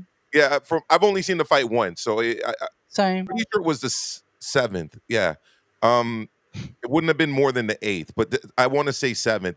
He had him against the rope. He's firing right hooks, left hooks, right hooks, left hook. Overhands. He's overhands. He's doing that little stance switch where he goes from South Orthodox in the South. I like that switching. Yeah, he's got that switch, and then he was using the cross guard too. Wallin just really wasn't able to establish any kind of rhythm or get his jab going any kind of authoritative way. You'd think that there were some openings there for him to take maybe a half step back at an angle and maybe hit Chisora with a right uppercut or with a left uppercut. But I think he was so worried about getting countered from Chisora's uh, Windmills. unorthodox punches, let's put it that way, that he essentially kept his guns holstered for most of the night.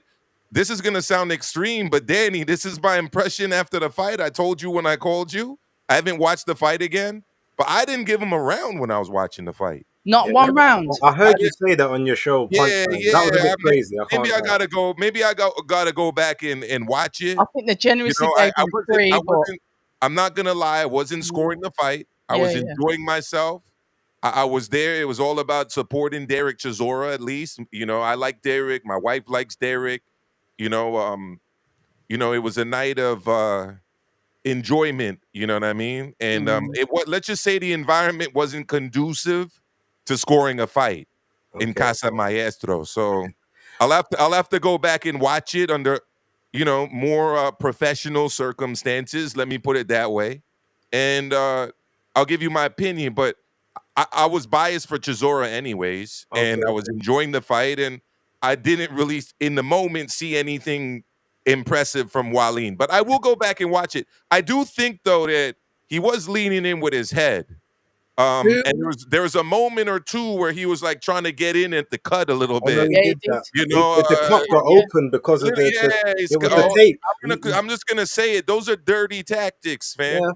Those are dirty tactics. He's been a very dirty fighter. He's a Surprisingly, dirty. I'm just gonna say boxes, he's a very dirty. Yes, he is very dirty with the forearm and the you could see the tape where he slices it across his face. You're talking about a guy. When you got a guy, and I'm just gonna finish with the point I think you were about to make, Base. When you got a guy who is more of a boxer counterpuncher, right? But yet he's leading with his head. That's not the instincts of a boxer counterpuncher. That's tactic right there. To use your head like that. Face was cut off.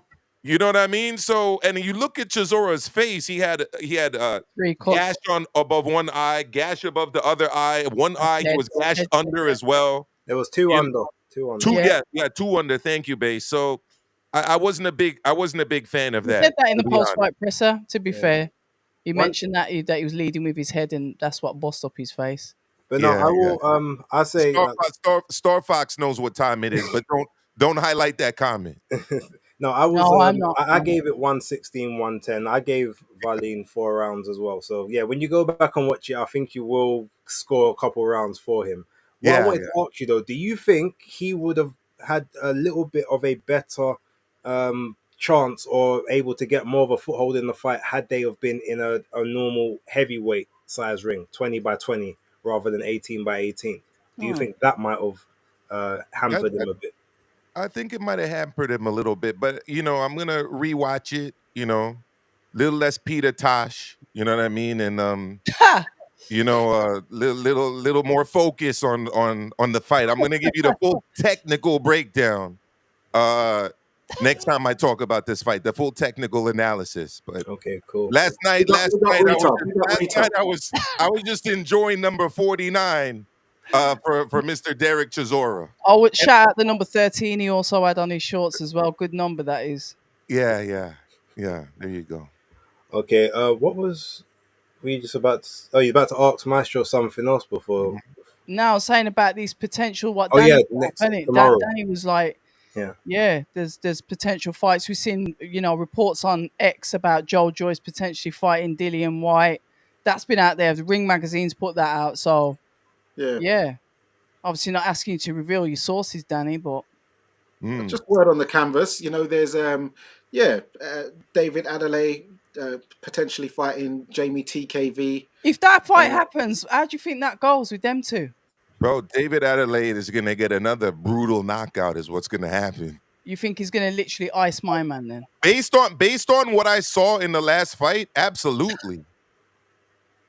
Well, Jamie could smother him and make it quite difficult for him to get those shots off, Yeah, Remember, maybe. with that new style, you Boy's need not room. convinced, but I Danny's don't know. got a point. I like the quick I like the quick twitchiness Yeah, but you of need room for that. You need room.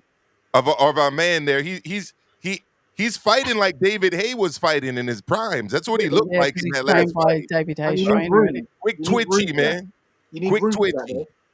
Hmm? Yeah, but you need room for those shots. So when a man's smothering you and bringing you into the mud and bringing you rolling in the mud with you, it's not a nice place to be. It doesn't look great on the eye, but it's No. like how Matt Skelton, the Bedford Bear, used to do it. He used to take you into those waters, and, Yeah. it's like those swamps down in Florida, man. Hmm. Yeah. I think it's a good fight. Let's see what happens. Yeah, I think it's definitely it's a fight to tune in for. Personally, I'd rather see him in there with Johnny Fisher. That's who I'd like to see him in there with. Why? And What do you think? TKV. David Adelaide. That's what. But why though? I just like the way that I think that fight plays out. Hmm.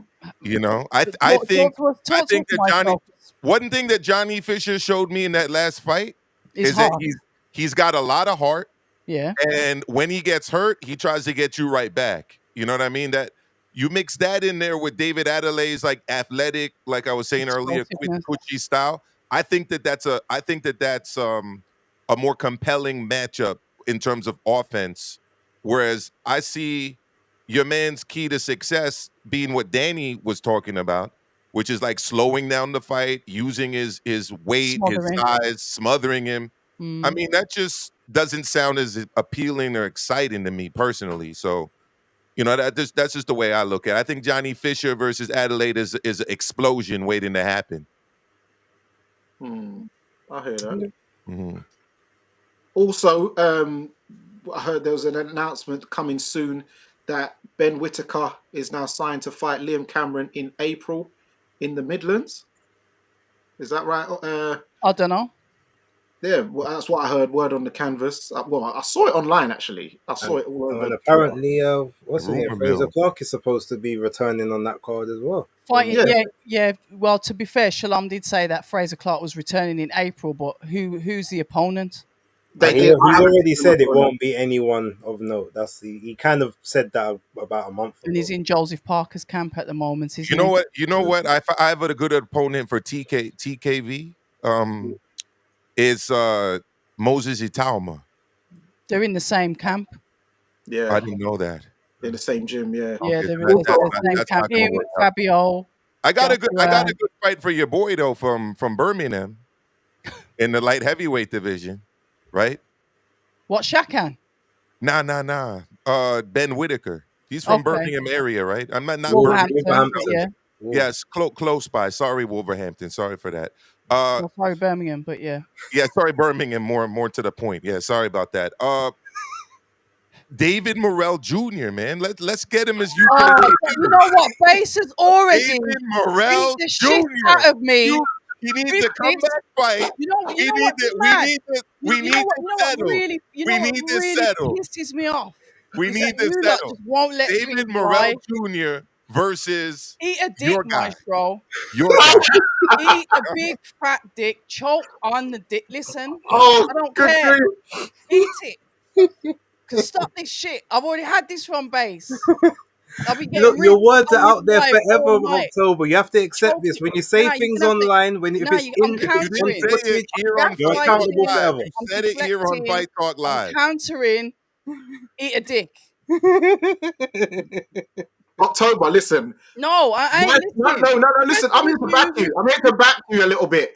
Maestro Shut just up. needs a get back because remember, he's already lost. So now he needs Morel to do something You know good. what? I laugh. Yeah, you know what? Because he couldn't beat my nephew, now he wants to go for your boy. You see that? Trying to target the weaknesses in that, Maestro. I mean, it was a no contest, wasn't You know it? what? Just choke. I mean, on my guy's coming off of a Choke loss. on that.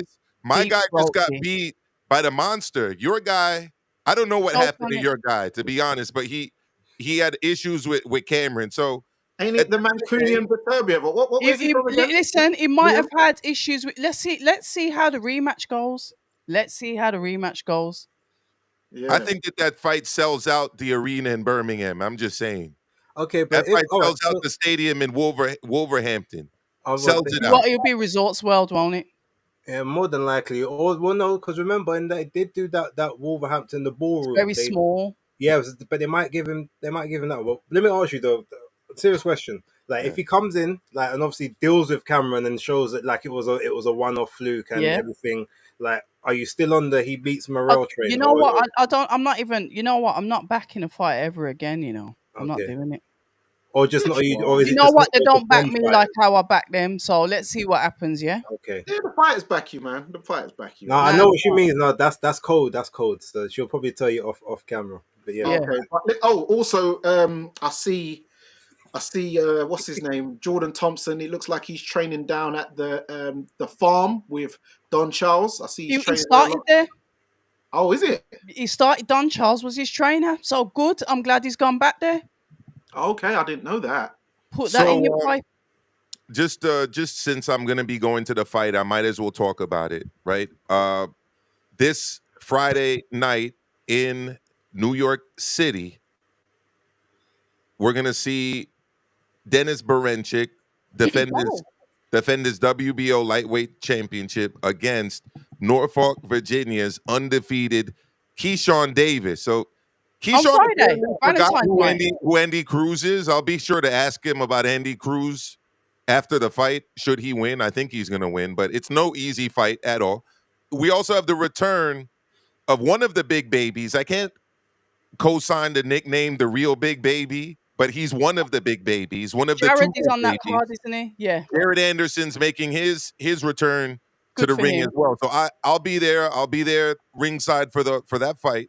Ask And him about Moses Atuma if you can get Jared Anderson, please. there you go, guys, in the chat. If you got any questions for any of these fighters, anything you'd like me to ask, or maybe even of Bob Arum himself, just let us know in the comment section to this video, or hit me up on social media, or drop it right now in the chat. But yes, I think it's And gonna Riyadh be Wall's returning as well, you know. Yeah. It's Nico Ali Walsh is gonna be on the card. Roman Polanco, who's a pretty good fighter, Dominican, top ranked prospect, former Olympian. Abdullah Mason's making his return. He had a couple rough patches in his last fight. Vito he's learning. Milnecki Jr., the former PBC fighter. I think this is his second fight with top rank. And Xander Zayas, the undefeated 154-pound contender, highly ranked 154-pound fighter, a Puerto Rican top rank contender. He is going to be on the card as well. So it's a pretty good card, guys. Well, we'll be catching up on Sunday anyway, won't we? Yes. Yes, we will. Yes, and we better, because we got a big card taking place the following Saturday. Yeah. Oh, listen. And I'll be down to do more stuff during the week that week too, because I actually have Following the press off of school. conferences. I have a week off of school that week. Yeah. It's President's Week here in New York City.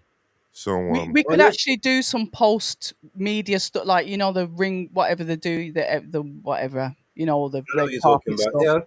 stuff. Yeah, let's not also just we spoke about Friday. Let's not disrespect Jack Catterall and Arnold Barbosa and that card. There's card there. It's a good taking card. place in Manchester again. Yeah. Good card. So we will have a lot of content to talk about next Absolutely. week, as well as what's about to take place the week. Prograde was supposed to return that Saturday too, but he on got the Golden injured. Boy, the Golden. On the So Golden Boy card, yeah. do we know who Duarte's fighting now? Have they announced a replacement yet? Let me look that up right now. We'll do some real time research work. Oscar Duarte. Yeah, I was looking forward to that fight.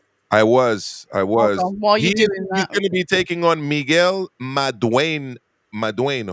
Oh, okay, I know who that is. So, a Mexican fighter, who apparently is still suspended indefinitely by the the New Jersey Athletic Control Board. So I don't know. just a Maybe bit of writing. that needs to be updated. I don't know, but he lost. This is a guy who lost to Keyshawn Davis by unanimous decision. So he's a good fighter. You know, he's got a couple losses, or 3 losses, but he's a good fighter. He also lost to Steve Claggett and to Jelrel Corrales. So I mean, look, for a last minute, 2 weeks, not a bad one. not a bad position. Yeah. And just to answer this question, no, I'm not going to Saudi, Tony. I didn't get the accreditation, so I wasn't spending all that money to go. Imagine. But the funny thing is, I still have a visa for Saudi, which doesn't run out until March. But I'm not using it because that money can be better served elsewhere. 100%. Yeah. Guys, I just want to, before we wrap up, I just wanted to say and pass on sincere condolences to the young fighter, John Cooney, who passed away recently after, fighting only a week before. I know we sit here and we talk about fights and we have a laugh and a joke and we speak about all sorts of aspects of boxing. But if there's any fighters that actually are listening, just to let you know, we actually do care about the fighters and we know how dangerous this sport is, because that guy was I think he was only about 20 years old, but no, born 1996, sorry, so he's 28 years old, and unfortunately sustained a brain injury and then unfortunately lost his life. Boxing, serious sport, and sometimes I think we don't realize that. We are very, very ungrateful, and our fickleness can make us oversee and not appreciate the fighters for what they do. They are literally risking their lives for our entertainment. So I just want to say, just from the panel, to pass on our sincere condolences to the family of Mr. Cooney. Yeah, I reiterate that, and it's funny. It's, well, not funny, but it's ironic that Kieran Aguiarco he made a tweet about something like that recently about how much money fighters put into all their medical expenses, all the people they got to pay, and they risk their lives for our entertainment. And Aguiarco, he's from Ireland as well, and I'll Yeah. be in Northern Ireland where Cooney's from in a few weeks for Craig's fight as well. So yeah, condolences to that young man. And yeah, it's heartbreaking. It's always sad when we hear about news like this Yeah. because we all make little fun and jokes about knockouts and people getting knocked out and stuff like that, but there is some serious repercussions that and risks that go with this sport. This isn't. It's not tiddlywinks. It's not a game of chess. This is Mm, when these fighters are in there. It really is a life and death situation. mm, So we have to respect them and just always bear that in mind, guys. Yeah, absolutely. absolutely. So I, yeah, on that this, note, I'm gonna have to go because I'm out and about in the morning. okay. So I just had one question. Somebody in the comments mentioned Anthony Yard returning to Queensbury. Is that confirmed? Yes, because Frank Warren said that he is back with Queensbury. excuse me. Somebody, yes, somebody asked Frank Warren, and Frank Warren said, "Yes, Anthony Yard is back with Queensbury. We're all sorted now." Well, Frank Warren was always adamant about the fact that he had him still under a valid contract. Yeah. So We'll I guess say less because there's legals involved around that, and I don't want us wrapped in that conversation. No, So no, no, okay. no, no. I'm not. I'm not. I'm not getting no letters through my door. But yeah, Frank Warren said on an interview that Anthony Yard is back with Queensbury. That's all I know. congratulations. Just asking the questions. I just saw it in the chat. Yeah. All right. Well, I guess we can wrap that one. Danny, do you want to do the honors as always? Yes, and there you have it, guys. It's another episode of Fight Talk Live. It's Danny Glover. It's October Red. It's Base the Kid and Maestro. And remember, guys, persistence beats resistance. You know where it is.